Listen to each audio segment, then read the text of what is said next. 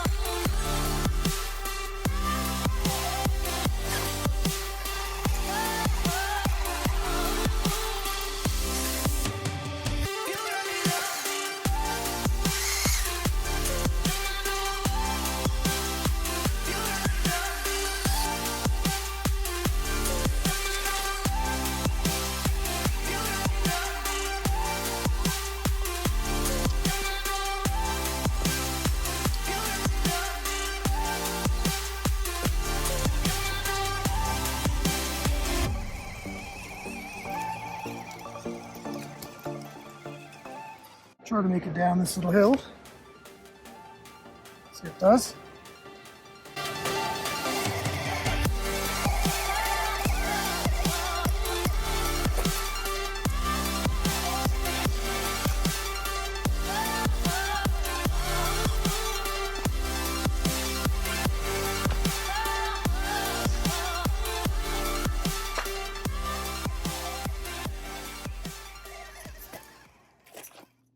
Okay, here we are back on the bench after the first drive.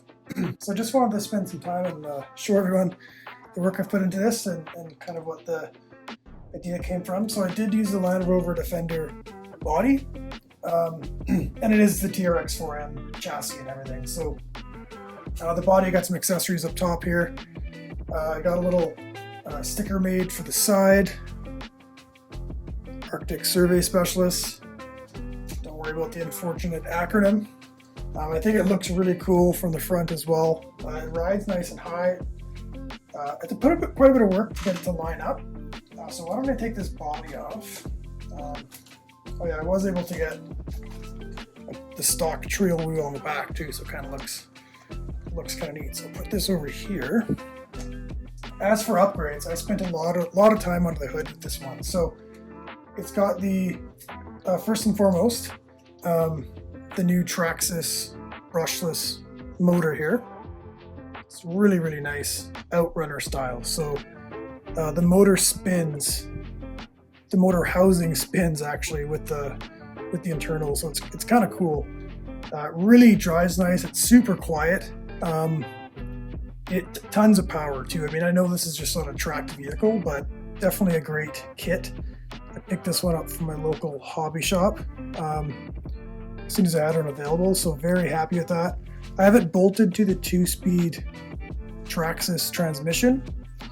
So these are kind of neat. So instead of just a standard kind of 1-speed, which is always the downfall of the Traxxas TRX4M, was, in my opinion anyways, was that you only had one gear. So you either had a really fast one, you know, kind of drive around, or a crawling gear, and you had to manually take them apart. So with this setup, there's actually a little lever here. Go like that, and there's your low speed, high speed. Just like that. Very easy to switch. This actually, you can get to this from inside the fender well with the body on as well. But yeah, this is a really cool looking transmission. It's not super big. It's definitely bigger than the factory transmission, which would stop kind of somewhere in here. But yeah, it does fit nice. Looks really great.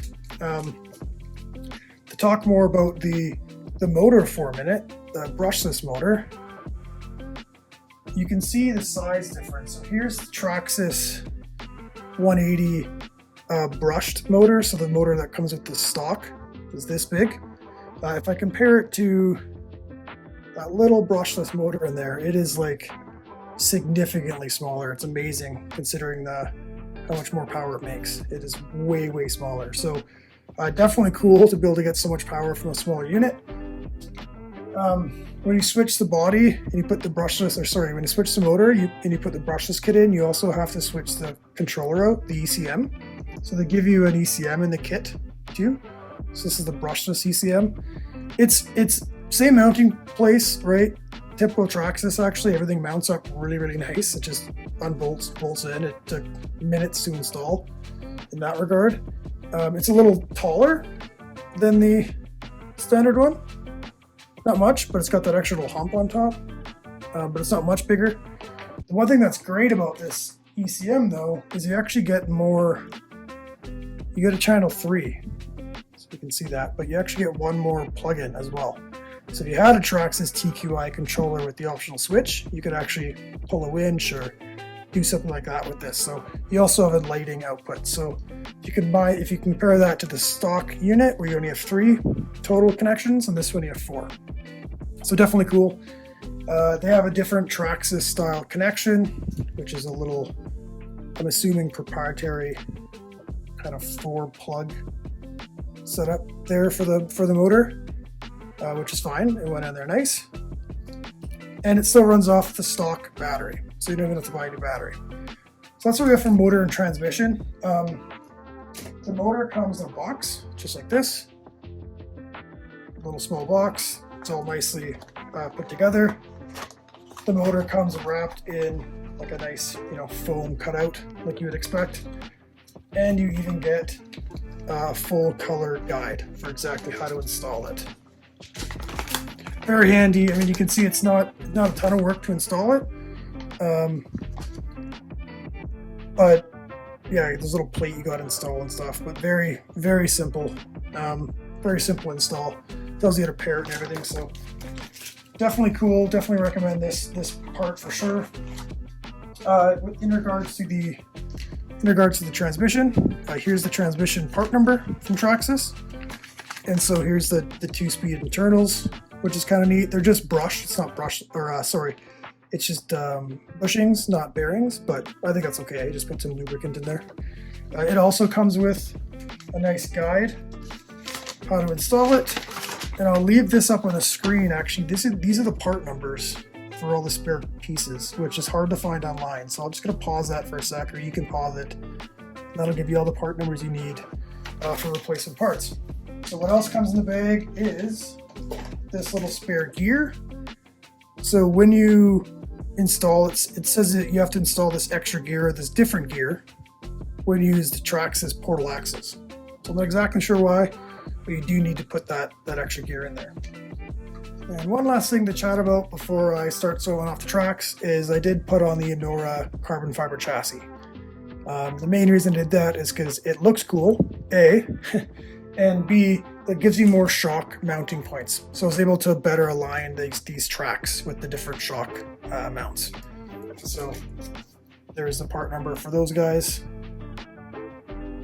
And yeah, easy install. I have this on most of all of my TRX4Ms now, the carbon chassis, so highly recommended. And of course I have the Injora 7 kilogram servo mounted in there, just because I do think it needs a lot of power to be able to turn these tracks. Okay, so before I start taking the tracks apart and showing you, I just want to show the clearance. So these tracks are obviously big. They're very big. They look super cool, and they're going to work awesome in the snow. I wanted as much track as possible so they don't sink. But you can see it doesn't quite fit, or it barely fits on the body. And to get that fitment to work, I actually had to do one more kind of interesting install. Because I actually installed the portal axles out of a Redcat Ascent 18. So with the portal axles, you get that drop. So the axle comes out of the center, drops down, then goes to the tracks. So you get a little more clearance. And they, with a little bit of kind of finicking around, they actually do fit in there quite nice. I use the combination of the stock Traxxas links with the little end bushings removed, and on the front, the stock Traxxas links with the Redcat bushings, just mounted to a slightly different spot. So I had to kind of play with it, but I could still use everything else from Traxxas to get to mount it to these Redcat axles. And so now I get that nice clearance. And the cool thing about the Redcat axles, besides you getting the lay down servo mount and all that with them, is they're quite a bit more cost effective than the Traxxas TRX4 axles. So these are the kit. This is the kit I purchased. There's a part around here somewhere, but there it is. So I just got this in a local hobby shop. Yeah, definitely a good option. They don't fit perfectly though, so just, you know, they don't bolt right in exactly like you'd hope, but they do fit, they do work, and for this purpose, they're gonna be pretty sweet. Okay, so as you can see, these tracks, there's obviously 4 of them, 1 on each wheel. They're driven by the center, and then a bunch of idler wheels all the way around it. The track's very simple. It's just a soft rubber with some teeth on it. Okay, so now we can get a better look at it with the track off. So as you can see, the center wheel here spins in place of your existing wheel, so it actually bolts up using the same hex adapter. Had to grind it out because I think it's meant for a slightly different style hex adapter, but I grinded it out and I was able to slide in the stock Traxxas hex adapter in there and bolted it on just like a wheel. And then the housing screws around it, kind of clamps onto it, and then you have this whole component. The track's simple, nice soft, super soft rubber, and then some teeth on the inside. The teeth obviously grab this wheel, and that's how it works.